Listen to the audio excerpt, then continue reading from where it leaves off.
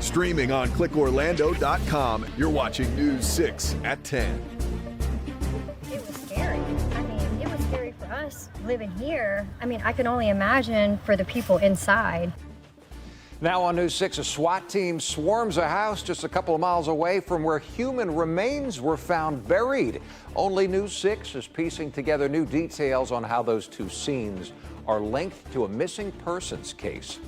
Some dramatic video tonight as police pull a woman on fire from a burning car, calling her an innocent victim of a carjacker who crashed. The crowds are building and so's the excitement. But will the rain disrupt the Daytona 500 weekend? We got team coverage for you from inside the track and outside the speedway. And 4 young lives ended or forever changed in one of the darkest chapters in Central Florida history, how lawmakers are trying to make amends to families of the Groveland 4. But we start at 10 tonight with big new details in a story that was breaking at this time last night. We told you a sheriff's office cadaver dog alerted on human remains found buried in a wooded area in Palm Bay. Well, tonight we've uncovered there is a link between that scene and this house that was surrounded by the SWAT team earlier this week. The man inside is now called a person of interest in a missing persons case, according to police. Right now, police are not sure whose remains they found on Santo Domingo Drive, but that scene is only 2 miles or so from where they arrested that man on unrelated charges right there on Turk Road. News 6 Troy Campbell is in Palm Bay speaking with neighbors where the SWAT team did that takedown. Palm Bay police tell us they showed up to this home on Turk Road on Wednesday, investigating a missing persons report. Well, we talked to a woman who lives right next door, who says she listened on as the SWAT team entered the home. They were on the loudspeaker and they were telling people, to come out, walk with your hands up. And it was just, it was very scary. Olivia Corsi says she recorded this video from her backyard on Wednesday morning as the SWAT team surrounded the home next door. What went through your mind when you realized that there was an active SWAT situation going on just feet from your house? Oh, it was scary. I mean, it was scary for us living here. I mean, I can only imagine for the people inside. They had all their, big guns. Palm Bay police say they had a warrant to search the house on Turk Road in a missing persons case. During that search, they arrested 51-year-old George Mansilla for a minor drug paraphernalia charge, a violation of his probation. We know you were inside. Calling Mansilla a person of interest in the missing persons case, detectives say their investigation grew when they received information to search a wooded area just 2 miles away. Palm Bay police say their investigation then led them here to Santo Domingo Avenue, where they say they did in fact find human remains that they think are related to the missing persons case. However, they say right now they're waiting for the medical examiner for confirmation. When I was on my way to work, they had it blocked off like they did our road right there, and you could see the CSI vans. There's CSI over here, there's CSI over there. According to the Florida Department of Corrections, Mansilla spent most of the past 2 decades in prison, from 2002 to 2016. He was most recently released from prison in 2024. His felony convictions include burglary, battery, and grand theft. And just to imagine someone passed, it's just heart-wrenching. I can't imagine. Palm Bay police say they're still waiting on the medical examiner's office to identify the remains that they found. And Mansilla does remain in custody in the Brevard County Jail without bond. In Palm Bay, Troy Campbell, News 6. Tonight, the 408 is back open, but you may still be smelling smoke in East Orange County. Here's a look at that scene tonight. This is the area off the 408 near Challenger Parkway. That's right near the UCF campus. A brush fire broke out here this afternoon. Crews had already knocked it down when we got there, but take a look at these photos from earlier provided by firefighters. This was early in the afternoon when they had to shut down the 408 for a few hours. No word on what sparked the fire, but there was no serious damage. A Brevard County man accused of attacking police and escaping is still in jail at this hour, but that could change. Today, he was in court where a judge gave him bond. Investigators shared how they were able to find 24-year-old Eric Jerry. They say that they worked to identify family members and locations Jerry may have been hiding. They eventually found him, they say, at a home in Palm Bay. Officers say that the homeowners let police inside to search. They found that man between a wall and a bed. He did bump his head on like a nightstand that was there. So once again, we ended up back at the hospital with him. Although I will tell you, this time he was wearing shackles as well as handcuffs, and we took extra steps to make sure that we did not experience the same thing again. Police say they're looking into several people, including the homeowners and a woman believed to be Jerry's girlfriend. They're working to learn if they helped Jerry hide, but police say they have not determined anything so far. Today, a judge set his bond at more than $58,000. We'll let you know if he posts it. The story of the Groveland Four is one of the darkest chapters in Central Florida's history. 4 16-year-old black teens falsely accused of raping a white girl back in 1949. One was shot over 400 times by an armed mob. 2 were later shot, 1 killed by a racist sheriff. Tonight, state lawmakers are taking another step to try and right this wrong. News 6's Ashley Garrett joins us live in the newsroom. Ashley, the state formally issued an apology in 2017 and now is considering going a step further for the families of these 4 men. Yeah, Eric, the Florida Senate this week took a major step towards financial compensation for the families of the Groveland Four. We can tell you this bipartisan measure would pay out $4 million to the families of Charles Greenlee, Walter Irvin, Samuel Shepard, and Ernest Thomas. 7 decades after a mob violence tore through Lake County, the state is still working to make amends. This bill is about justice, not merely remembered as history, but carried forward as responsibility. Orange County Senator LaVon Bracey Davis is pushing a bipartisan bill to offer $4 million to the families of the Groveland Four. Charles Greenlee, just 16 years old, Samuel Shepard and Walter Irvin were beaten. Confessions were coerced. Ernest Thomas was hunted down by a mob of 1,000 men and shot more than 400 times. 2 years after Thomas's death during a jail transfer, the sheriff of Lake County would shoot Walter Irvin and Samuel Shepard, killing Shepard. With the sheriff claiming the men had attacked him and were trying to escape, the 2 surviving members of the Groveland Four would be found guilty by all white juries and sent to prison. In 2016, 4 years after the late member of the Groveland Four died, Lake County and the city of Groveland apologized for the injustice. Today we have taken action to pardon the Groveland Four. In 2019, Governor DeSantis issued pardons for the men, with a judge in 2021 officially exonerating them. Now the state is looking to take one more step to making amends for this blight on Central Florida's history. While we're working to help close the book, so to speak, on this horrible event, I think as a government we need to also look forward and how we can avoid these things in the future. So what happens next? The bill now heads to the full Senate for a vote. From there, it would be sent to the House. And when it comes to the money, how that $4 million would be split, we've learned it would be split amongst the estates, the surviving spouses, and also the kids of the Groveland Four. Eric. Ashley Garrett, we will continue to follow this story, of course. Thank you very much.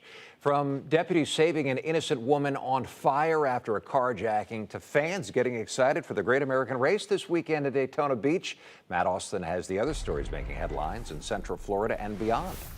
It's perhaps the biggest weekend in all of racing, headlined by the Great American Race. The Daytona 500 kicks off Sunday afternoon, but there is plenty of fun happening all weekend. News 6's Alex Cook is sharing the excitement from fans at the Speedway. We can hear those cars racing around right now, but we can't see them because we're outside the Speedway, even though I'm maybe in the best seat in the house here. But there's a lot of stuff for fans even outside. There's the fan experience here that has racing simulators and video games. There's a whole kids zone over here with stuff for the whole family, and it's a fun party atmosphere. A lot of the people said they weren't even going to go to the race tonight. They just wanted to come out and see it. And inside those RVs, everyone is tailgating, having barbecues going, and it's just, they're ready for this weekend. So I've been talking to people out here who say that they grew up watching NASCAR and they want to pass that on to the next generation. So now they're bringing their kids out to see it. Let's hear what they said. You know, the atmosphere, a lot of people, lots of families. I see strollers over there and everything. So, I mean, I grew up around watching NASCAR my whole life, so figured I'd introduce her to it at a young age. So tell me what names are on here. For a fact, I know Logano's on here, Brendan Poole, Sammy Smith, Connor Village. I'm blanking right now. Hemrick, Dawson Sutton, Pastrana, Cletus McFarland. and many others. So the Craftsman Truck Series, fresh from Florida 250, kicked things off earlier tonight. Tomorrow, the Daytona ARCA 200 is at noon, followed by the O'Reilly Auto Parts Series United Rentals 300. That's at 5. Then the 68th Daytona 500 is Sunday at 2:30 p.m. Sports Director Jamie Say reports live from the Speedway a little later. Meteorologist Jonathan Kegas is tracking chances of rain on Sunday. Well, some long-awaited repairs are one step closer in Lake County. The city of Mount Dora is now accepting bids for the Donnelly Street reconstruction project. You'll remember that road was badly damaged during heavy rain and flooding late last year. The project will include reconstruction, new under drains, and locations of other infrastructure will be changed as well. City manager expects to have a contract in place next month, and they're looking to have the project finished by the summer. First responders in Jacksonville got a woman moments before things could have turned deadly. Oh, where's the bro? Hey, get out of here! So the Jacksonville Sheriff's Office releasing this video from the end of a violent carjacking last Sunday. Officials say the driver of this car was an innocent bystander whose car was crashed into by the carjacker. That's when her car caught fire. Even the woman's hair was burning in this. You saw the officer pull her to safety. The officials say a 15-year-old or a 14-year-old was able to get out before officers arrived. The carjacker was arrested nearby and is facing a long list of charges.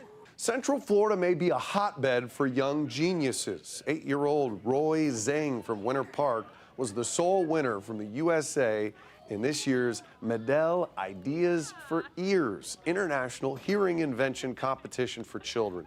There were more than 300 entries from 25 countries. Roy was surprised at school this week with an all-expense paid trip to Medill's international headquarters in Austria, where he'll meet other child inventors from other countries. Roy's idea? The concept for AI-powered swimming goggles that visually display swimming instructions to teach kids how to swim. Get this, the winner was from the USA last year, was also from Winter Park. We talked with Arabella Ramsa last year. Her idea was a special USB drive that plugs into cochlear implants, transcribing what teachers say in class into notes for students to look at later. For a daily conversational look at breaking news and stories shaping up around Central Florida, join us for News 6 at 3. We hope to see you then. We all survived the Central Florida freeze, but the biggest cost may still be coming in the mail. Power companies warned us, but all new in minutes. One local company says it has no choice but to jack up prices pretty significantly. How much this will cost you? Jonathan. At least we can turn the heat off now. It's going to be pretty warm this weekend. Temperatures back to the 80s. But we're also tracking the chance for a few strong thunderstorms by the weekends. And we'll talk about what that means for the Daytona 500 at about 10:19. As a veteran detective, I can tell you that this is the type of update every investigator hopes to one day deliver. A true cold case cracked next at 10. How DNA and new technology not only identified a man killed in the 80s, but uncovered a possible link to a biker gang. Watching News 6 at 10, live on a Friday night, covering the Milk District, Ocoee, and all of Central Florida. This portion of the news is sponsored by Central Florida Honda Dealers.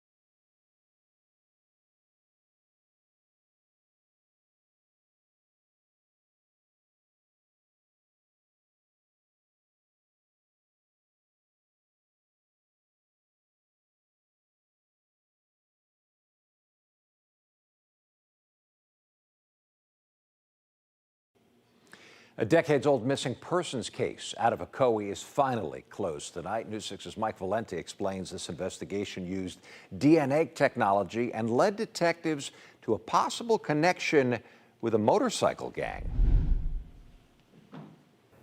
This park in Claremont used to be undeveloped land, and when city crews were working to clear the area in 2009, they came across skeletal remains that we now know were those of Ernest Manzaniers, who went missing in Ocoee in 1988. As a veteran detective, I can tell you that this is the type of update every investigator hopes to one day deliver. Good morning. Claremont and Ocoee police departments briefing the media Friday on a probe that dates back to Ocoee's oldest missing persons case. After 38 years, Ernest's family now has certainty. They can lay him to rest with dignity. Retired Ocoee detective Michelle Grogan said that on July 28, 1988, the 23-year-old Manzaniers left home and never returned. His daughter and son believed that he left and didn't want to be their father anymore. For years, Grogan kept Manzaniers' photo in her office, as she had done with all the missing persons cases she investigated. And it wasn't until 2022 when she said Manzaniers' mother told Grogan that Manzaniers had learned that his father and uncle, who were in a motorcycle gang, had planned to sell Manzaniers' young sister to the gang. He said he was going to his uncle's house to confront his father and his uncle about selling his sister and his niece, and he was never seen again. Claremont police say the discovery of human remains here included teeth, bone fragments, some clothes, and a spent bullet. Through DNA genealogy analysis, Claremont police got a match late last year, Ernest Manzaniers. Michelle Grogan says it's too premature in the investigation to call Manzaniers' father and uncle, who are both dead, persons of interest. And that car that Ernest Manzaniers took the night he went missing, that has never been found. I'm News 6's Mike Valenti in Claremont. Back to you. New at 10 tonight, utility companies warned us to brace for big bills after Central Florida's freeze, because of course you cranked up the heat, right? But customers in Leesburg are going to face even steeper bills. Leesburg Utility announced today that due to demand, their cost of buying power jumped from $3 per 300 kilowatt hours to more than $50 for that same amount, a staggering increase. Between gas and power, Leesburg Utility lost nearly $3.3 million from the end of January through early February. Since it's government-owned and not-for-profit, they say their only choice is to pass on those big bills to you. Starting with your March 1st bill, expect to pay around $8 more per 1,000 kilowatt hours. The average home uses more than that. Gas customers will see a smaller increase of about $2.50. Leesburg hopes to drop those fees once its deficit is gone and the cost of power goes back to normal. Feeling for all of you folks tonight in Leesburg. Meteorologist Jonathan Kegas is back. I mean, you did point out the bright side. No more heat. No more heat. Yeah. For now. It's going to feel it right for now. We're not over yet with those cold fronts. We have a cold front coming, although the blast behind it is going to be teeny tiny and not a lot of cold air with this one, but it will give us the opportunity for a few strong storms. The system right now is developing out towards our west. See all the green starting to fire up around Texas, Oklahoma, into Nebraska and Colorado. That is going to work its way from west to east. And then by the time we get into Sunday evening, that is going to try to work through the Florida Peninsula. So let's go forward through this. Saturday afternoon, gorgeous. It is going to be breezy, so be careful if you have any kind of fires going in. There are burn bans in effect across parts of Central Florida, but it will be breezy. It will be dry. There's 7 to 8 o'clock as we move into Saturday through parts of Sunday. Here's 6 o'clock on Sunday morning. We're looking pretty good as well. Notice what happens, though, as we get deeper into the evening. This is around dinner time on Sunday, 5 o'clock. We're starting to watch a line of thunderstorms from about Jacksonville, just right above the banner, stretching back toward Gainesville, towards Cedar Key. For the Daytona 500, I'm watching these guys initially. These are some light sprinkles to a few downpours that will have to do some dodging at the speedway. They could cause some issues, but the main line looks to close in on the speedway as we get towards 7. So here's 6 o'clock, closing back in on Palm Coast, Marion County, back towards Spring Hill as well. And then the high-resolution model only goes out 48 hours, so we have to stop it at 7 o'clock on Sunday evening. But there it is. 4 hours, give or take, about it takes to get the Daytona 500 over. It's going to be a race against that line of storms, it looks like, as well. So let's hope for no cautions and certainly hope for none of these stray downpours to sneak in, which is a possibility between 4 and 6 o'clock. Again, just have to do some dodging. The heaviest stuff, though, the steadiest stuff looks to get there as we get into that 7 to 8 to 9 o'clock ballpark. Again, going to continue to fine-tune that. In terms of the rainfall coming, I don't think it's a whole lot. That line will contain some heavy rain, but it will be fast moving. We keep on talking anywhere from 1/4 of an inch to about 1/2 an inch, and I think isolated areas could end up pushing an inch. That will certainly help things. Won't completely eradicate the drought, but we will take what we can get for sure. Now, getting into tomorrow, air temperatures back to the upper 70s to around 80 degrees. Wildwood, we're at 80. Denellen, we're at 80. 77 in DeLand. We are at 75 degrees in Titusville. Rain chances tomorrow, 0% for Valentine's Day. Then they jump up to 60%. This is mainly, again, for the second half of the day. Your morning is dry. Most of the early afternoon is dry, other than those stray downpours that tried to develop. Most of us, again, on the drier side. That 60% shot of rain you see for President's Day, that is in the morning. Beyond lunchtime, I think we are good to go as well. There's our chill coming our way, Eric, only in the mid-70s. So this cold front is not like the ones of the past several. Then we're back up into the low to mid-80s to close out the upcoming work week. Very different. Very. Much warmer, Jonathan. Thank you. Crew 12 should have a Valentine's Day welcome to the International Space Station. Ahead at 10, a look back at the beautiful early morning launch and a look ahead to their 8-month mission now on board the orbiting outpost.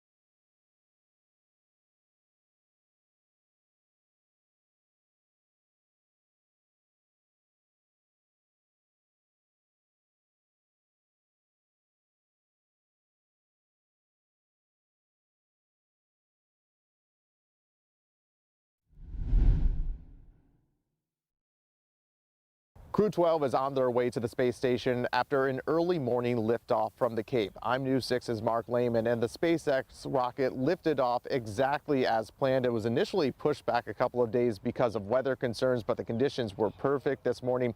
No technical issues as well. Take a look at what we saw during the 5:15 liftoff. 3, 2, 1, ignition, and liftoff. Go Falcon, go Dragon, and Godspeed Crew 12.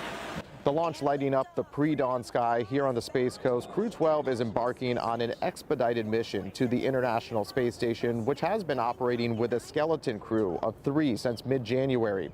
That's when Crew 11 was forced to make an early return to Earth because of an undisclosed medical issue involving one of the members.